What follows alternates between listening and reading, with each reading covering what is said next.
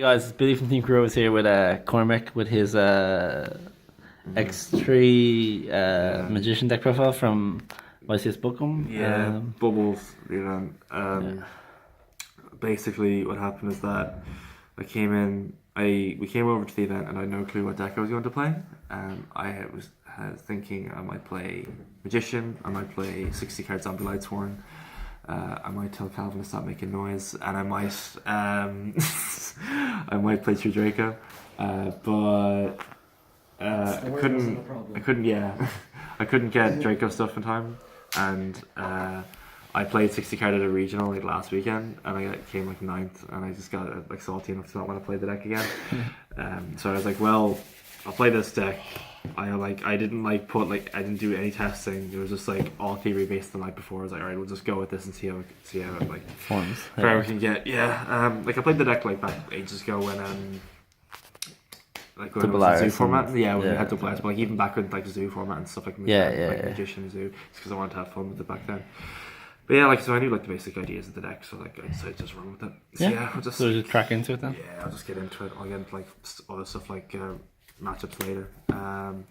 So start off the best cards: 3 Astro and then 3 Chrono. Just like these are obvious starter cards, and then the Garnets to go with them. Yeah.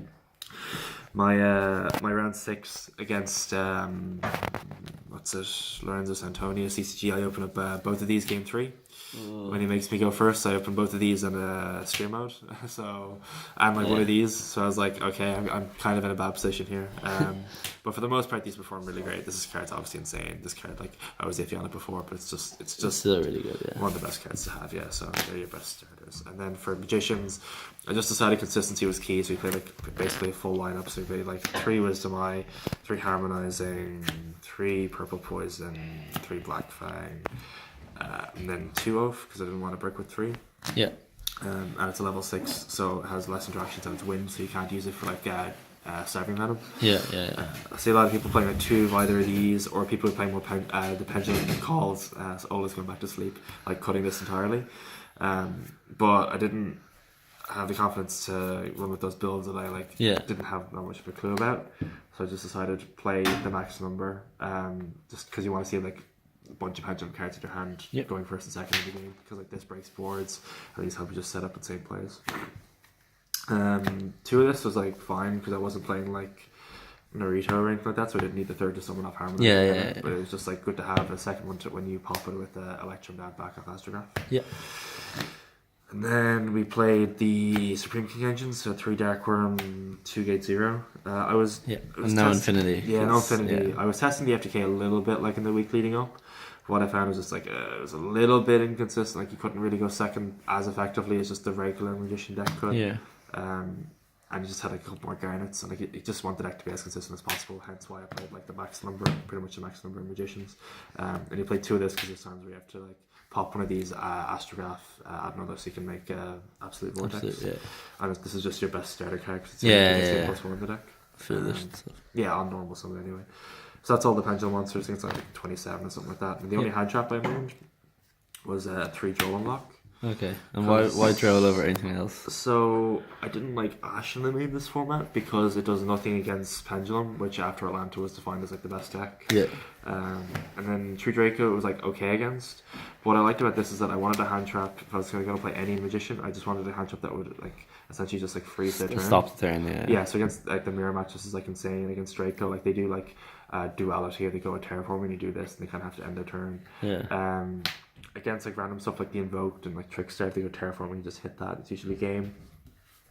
And like it's better than stuff like, for example, like Ogre. I found because it was a decision between either this or Ogre, and I found that both of them were weak against 60 card. But I just like the idea of this more than Ogre in general.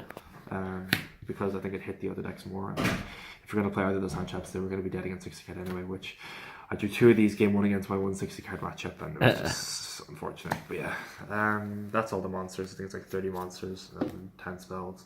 So we played 3 Desires and 3 Allure. Like I said, going back to the idea of like full consistency. Yeah, I just want to draw all your cards. Yeah, get through all my stuff. The stuff like really good, like games 2 and 3, you need to get your side deck stuff. Yeah, so like just turboing through for like this, like in the mirror match going first, just get to your like barriers and stuff. Yeah. It was really good. And then like the one-of spells we played alongside this are the one Dragon Shrine, one Foolish because I didn't want to break with any more of these. Yeah. In hindsight, just for Dark Realm. Yeah. Basically, yeah. In hindsight, I might have played the second one just to get more sturdy cards in the deck, but like hindsight 2020. The one Pendulum Call. We're not playing Alliance, but it's just like an insane card to have at any point. Yeah. Just adding 2 things is just insane. It's just bonkers. And you can still like, because we play like the Supreme King stuff as well, you just have like enough things to pop with Electromite that usually doesn't affect you too much. Yeah. The last few players upstairs because they do not cards consistency. Like I said, we want to get as consistent of a deck as possible. Yeah. Like I said, in hindsight, if I tested more, I would have wanted to play a deck that was a little bit more unfair. So like the second place Magician guy, I played like S0 and things like that. Yeah. That would have been the deck that I would have liked to play it, but I would have never figured it out myself. Yeah. So yeah, extra deck tokens all here. Gotta represent the weebiness. So we play 2 Electrum. Yeah. Like 3 like never comes up, especially because I'm something else in the extra deck.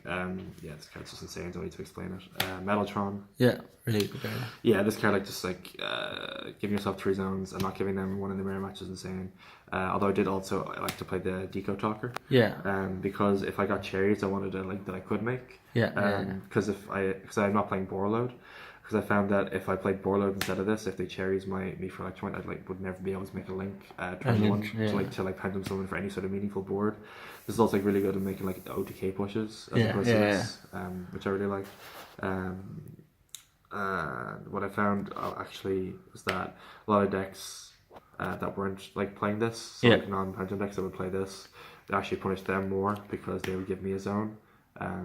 So like even if like no cards in hand, to be able to like basically do like a pendulum summon, the like old pendulum summon, basically, yeah. So they're like the 4 links. Yeah. Xyz, you play Tornado Dragon because it's like the best rank 4. Played Dweller because I saw a lot of Tree Draco on the Friday. Yeah.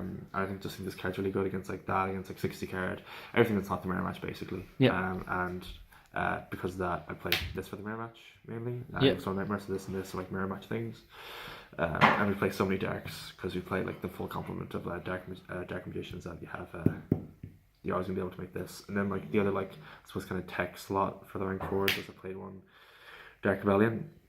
Is this card can just steal games because you just like if you do it over like certain cards like against like a masterpiece, that's like you can just like pump over for like an insane amount of damage. Or like the smaller Tree Dracos, if they have like diagram up, they can't be killed by battle. They can just like pump over for like 5k and have something else kill over for like another like 5k or whatever. It's like just insane. Big boy damage. Yeah, exactly. It's just like busted. And the other XCC play were Titanic Galaxy because all the stuff later on. You like negating. I like negating. Yeah, like this is like really really consistent to bring out. Like it's just insane. And then I played the one Absolute Dragon because then we're playing the Vortex because it's the best combo in the deck. And then we play 2 copies of Staggering Venom. This card's just busted because you can just like turbo through Electromites like turn 1, or you can just use 1. You can save it like a second one in the extra. You can use 2 of these and like have a negate and have like 4 cards in hand. Like 2 negates, 4 cards in hand at the end of this. If you just use these 2 to copy Electromite, and going second into board is just so strong because like you can just like copy anything they have. I copied a sleeper once at the event, which is like pretty strong. And then you just like kind of win from that point because it's just such a busted card. And the last 2 cards we played were 1 Omega. Because we had cherries, it's just like really really good to put back Electrum and make these live again. And then we play 1 Ignister. Yeah. And hindsight, I would have really liked to have played the Clearwing. Oh yeah. But I don't know what I would have taken out for it. Maybe the Dweller, but I feel like then I would have had like really nothing set up for those like awkward matchups like Draco and thing. I didn't actually end up playing against the Draco, but I mean you can't anticipate that for an event. So another feeling. yeah, kind of the reverse of that. So yeah, that was the extra deck. Then side deck. Wow, weed. There's I don't know, Konami have a really, really great mobile department. So we decided 3 Ash. This is more for like maybe like 60 card decks and things like that. Yeah. And like Dino variants and stuff like that. This is like it was like okay. I only sided in like twice during the whole event. This card is like really not that great, this format. Yeah. It's only like good against certain things that you need to put it in against. But you have to play it because like it's such a good card. Play 2 sphere mode. Yeah, obviously the thing with Lorenzo. Yeah, I only sided this in once against a rare match. In going into game 3, thinking I was going to go second, he made me go first. I opened one and then Electromite through the second one. Yeah. And like my board was only like Electromite Vortex, and he could just like kill me through that. But I think the card is like kind of necessary, so you kind of have to play it just for the mirror. Because most people will choose to go first, both side. Then I sided to Chaos Hunter. This is probably just incorrect. I played against like 3 or 4 Trickstars and like never sided in against any of them. And I think I played against like 160 card. I think I sided in and never saw it. But this card, I think just in hindsight, was just not very good. I was thinking it'd be okay because I played 3 Black Fang, so this card wouldn't be too bad. But Yeah. No. I probably was just better off playing something else. And then played 3 Cosmic, because you need to out anti-spell going second against certain boards. Yeah. I never drew it. And like the only like 2 of the 3 games, one of the games I lost, one of the rounds I lost early on was because the guy had like anti-spell and like an extra like double reincarnation draw to me, and it's like, well, okay. Yeah. Yeah, GG Norway. So like yeah, like you have to play it just whenever you're playing Plasma deck. And then we play in 3 evenly for like going second against like Draco variants, against like backward decks like Paleo and stuff like that. You just again like it's there for the niche matchups, but you have to play it. I was considering cutting it for a while, but it's just too good to ignore. The last 2 cards I played were 2D barrier. Okay. The reason I didn't play 3 is because of the aforementioned like the consistency with like 3 desires, 3 allure, upstart, everything like turboing through the astrograph, like digging into your deck, so you can like do like astrograph plays first, and then you can like do this or like this afterwards, and you just have such a high chance of seeing it. Like I played against like 2 or 3 mirror matches, and every time post side where I was going first, if I didn't open this my opening hand, I would always draw into it, because you draw like so many cards between the Electromites, the Astrograph Searches, and then the Desires and the Lure. Like you're just bound to see like something like this, or you're just going to have like insane number of negates. So yeah, that was the deck. The side deck was for the most part absolutely horrible. Yeah, I'm the same.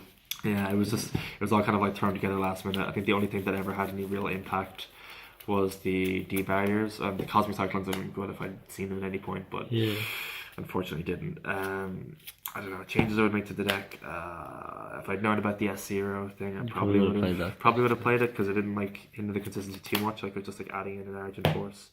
I'm playing the Mythical Beast. I was testing Mythical Beasts on the Friday, but I saw a lot of Dracos many anti-spells, and I got kind of scared, so I decided to cut them.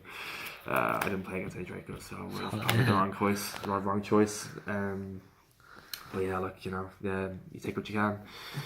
Like 8-3 was something that I hadn't tested, and was just basically built at 1 AM night before. The event was like not awful.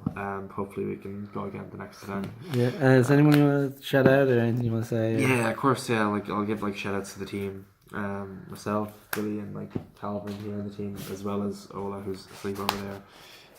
We were all like hanging out for a bit, as well as a bunch of the other Irish guys that came over. Like we were all just like hanging around having bands. So it was a great weekend. And, like they all like really helped. The Scots and the English as well. The Scots and English as well. Like all the guys like. There's too many of them to name, but like last shout out to the snow. Snowing outside. It's like -5 degrees here. Yeah, it's kind of I don't know if it's kind of an apt end to it. It's sort of like it's cold, but it's kind of like too cold to enjoy. Too cold to enjoy. Yeah, that's it. Yeah, like losing on the on the bubble. It's unfortunate. But yeah, like all the guys that I hung around with this weekend were great. Obviously all the guys in the team. So like helping Jack Duffy. Yeah, Jack Duffy, of course, best deck builder. Best person in general. When we were helping me like build this deck, it helped a lot. And then during the event, when I was feeling a little bit down after losing like some of the rounds, they picked me back up. He's a very happy person, that Jack Duffy. He is, go like his profile picture on Facebook if you can. Jack Duffy. Yeah, appreciate it. And then let's like shout out to everybody in WAF. It's all great. All of Team Ireland who came out to Bochum. All the guys were a great crack. We just, this is what we come to events for. You want to do well, but you also just want to like have fun with people that you don't get to see all the time. So that like, I feel like this is one of the best events that I've been to so far. And hopefully we can have one similar to it. What's the next event we have? Rimini. Yeah, well, we have Euros. Euros and then Rimini. And maybe Rimini. We'll see. Rimini's very expensive. But yeah, that's pretty much it. So yeah, perfect. Thank you very much, Cormac, and thank you. Team Crew is signing out.